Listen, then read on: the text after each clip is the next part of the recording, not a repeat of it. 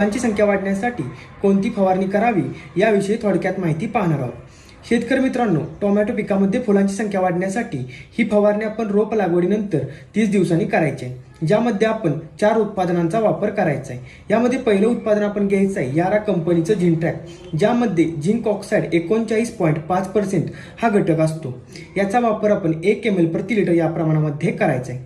त्यानंतर शेतकरी मित्रांनो, यामध्ये आपण यारा कंपनीच्या स्टॉपिट या उत्पादनाचा वापर करायचा आहे, ज्यामध्ये कॅल्शियम 11% हा घटक असतो. याचा वापर आपण 1 ml प्रति लिटर या प्रमाणामध्ये करायचा आहे. त्यानंतर शेतकरी मित्रांनो, यामध्ये आपण बायोफिक्स कंपनीच्या लिब्रा या उत्पादनाचा वापर 1 ml प्रति लिटर करायचा आहे, ज्यामध्ये विविध प्रकारची अॅमिनो ॲसिड्स व एन्झाईम्स असतात. त्यानंतर शेतकरी मित्रांनो, यामध्ये आपण शेवटचं आणि चौथं उत्पादन म्हणून 1261 या खताचा वापर 6 ग्रॅम करायचा आहे, ज्यामध्ये 12% नायट्रोजन व 61% फॉस्फरस हा घटक